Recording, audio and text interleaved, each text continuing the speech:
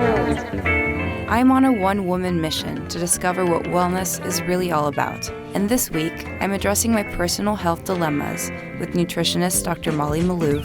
A lot of people are taking supplements to fix things, and like the first thing is actually you could get most of your nutrition from really high quality food. And psychologist Danyale McCurdy-McKinnon. The wellness industry, I think, means well for the most part, but definitely contributes to obsessionality.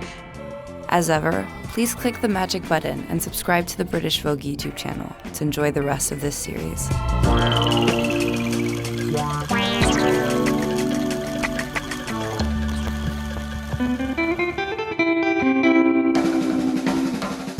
I like to think that I eat a pretty balanced diet, yet I still have a sizable selection of vitamins and supplements. And truth be told, I'm not entirely sure what they're all for. Here are my supplements. Which is why I've called in an expert to help me navigate these complex aisles. Dr. Molly Maloof is a pioneer in the relatively new field of scientific wellness. Based in Silicon Valley, she uses medical technologies to create bespoke wellness solutions for her clients. I believe personalized scientific wellness is the medicine of the future, and there isn't one diet that suits all people. Luckily for me, she gave me a private consultation in the comfort of my own home. All right, supplements. I don't know where to start. These are things I take fairly regularly. There's more. Okay.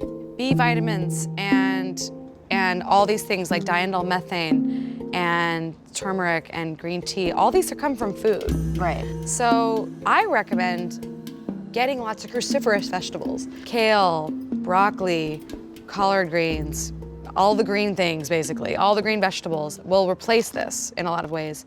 So I look at food first, and then supplements for specific problems that you're trying to deal with over a specific period of time.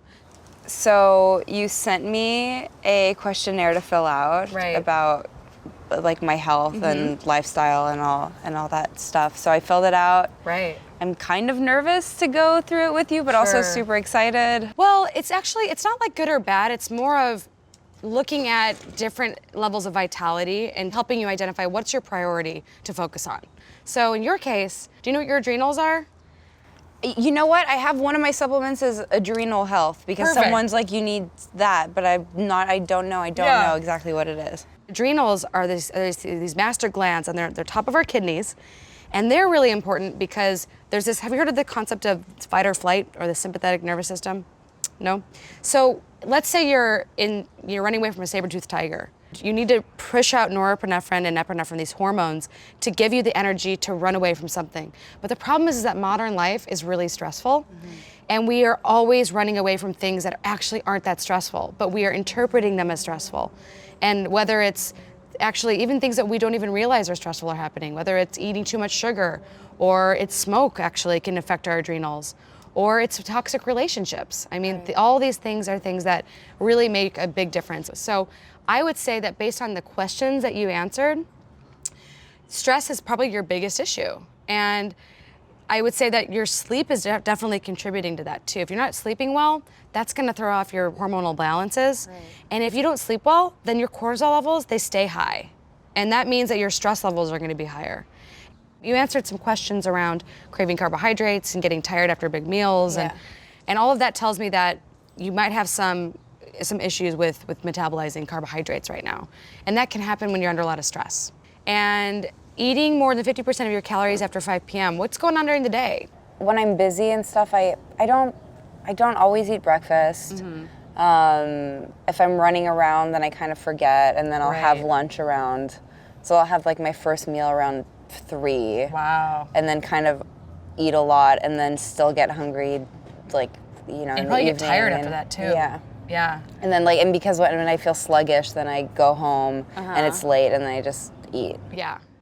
So I think that one of the big takeaways for young women is that by skipping meals on a regular basis, you're actually putting your body under a lot of stress. So getting regular meal times, believe it or not, it will make a huge difference in your entire body's rhythm. Even if it's just a little bit. Even if it's just a little something. Evolutionarily speaking, women are designed to have kids, and our body's hormones are designed to prepare us to do that and to feed them when we have them. And so we're not like men. Men are kind of designed to go off and go hunt. And they can handle fasting a lot better than we can.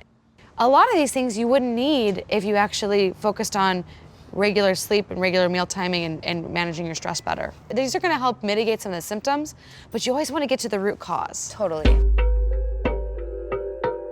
So let's talk about the elephant in the room, which is smoking, right? Yes, I'm a smoker. I'm a pretty heavy smoker, and Really? I have been for a while. How heavy? I smoke a pack a day, Wow. and I have been since I was 16, so Wow. yeah, 10 years. So what's your motivation to quit? Just like 1 to 10? 5. 5. So many people tell me that like put a cigarette in the mouth and they're like, I hate it so much, I'm still doing it. I don't have that. Yeah. Until you actually learn to manage the triggers, it's gonna be really hard for you to manage the quitting, right? Like you have to replace a bad habit with a good habit. And for a lot of people, it's starting to exercise, it's starting to meditate. It's like you can't really stop something until you pick something else up. So how long does it take for the effects of me smoking for a long time to kind of leave my body? I would say that a lot of people notice in a year. I mean, even in a month, you're gonna notice a difference. Right. In a year, you're gonna feel like a different person. You really will like age backwards for about a year if you quit. Like you will find yourself looking younger for the next year, which is pretty cool. It is pretty Right? cool. I feel it. I just had a cigarette and my throat hurts. Listen to your body. I know, what is wrong with me? You know, it's an addiction. It is. It's a real addiction. Yeah. And I think that the first thing you gotta do is you gotta like talk to yourself nicer. Instead of saying to yourself, what's wrong with me? You have to be compassionate to yourself. Okay, that's the first way that you can start changing is when you really love yourself enough to say, wow, I like love myself so much that I don't wanna do this to myself. We're heading to downtown Los Angeles to meet with Danielle, who is a psychologist and expert in eating disorders. Obviously, food is a huge part of wellness. I see it with a lot of my friends, myself included. We all get so obsessed with eating healthy that it becomes kind of unhealthy. And I'm like comparing myself to girls that are 18 years old, and people want me to still look that way, but I'm, 10 years older than that, and there's no way I am gonna look that way. And so I feel like it's really hard because then you start developing body dysmorphia. Hi, how's it going? Hi, I'm Dr. McCurdy-McKinnon. Welcome. Thank you so much. Follow me.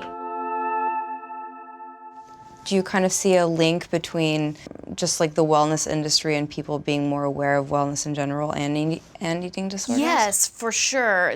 Something recently added to the nomenclature of eating disorders, which is orthorexia. Basically, orthorexia is the obsession more with the quality of food rather than an anorexia. It's more the quantity of food.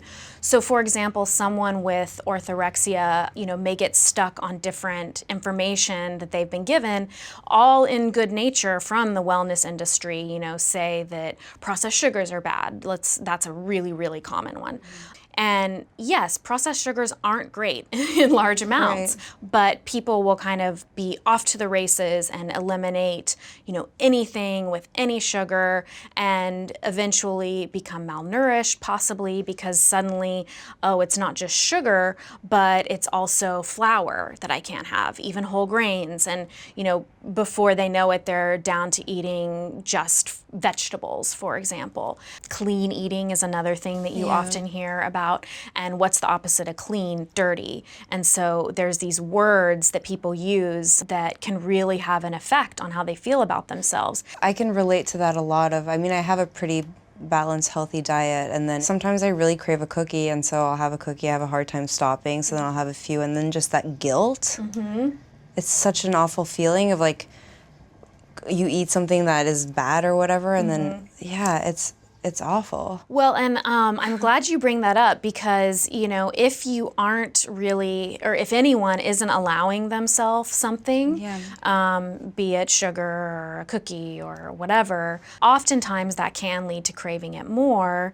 And then when you finally do allow yourself to have it, you overdo it. Whereas if you kind of had like maybe a cookie every week or every few days, you'd be like, I know I'm going to have one in a few more days. Yeah. I feel like when I was kind of at what I think when I looked the best or felt the happiest is before I was so aware about like, you know, foods and wellness and like eating healthy. And now I'm constantly thinking about, you know, what my next healthy meal is going to be, where I can eat it. You get so obsessive with things. Whereas when I wasn't thinking about it, I looked great and I didn't. Yeah, and that's never exactly like the slippery slope I was talking about. So the more people think about food, the more they think about food. And so part of, I think, wellness is having a broad variety of foods in your diet. You know, food rules definitely lead to more obsessional thinking and compulsive behaviors when it comes to eating and exercise too. That's something I could never relate to though, is just addicted to exercise. I wish I was a little more addicted to exercise. Yeah, well, some people actually, you know, they talk about the runner's high and things like that. Some people are biologically predisposed to really get a lot out of exercise. Pride and willpower and all these other positive connotations that cognitively help people maintain that behavior.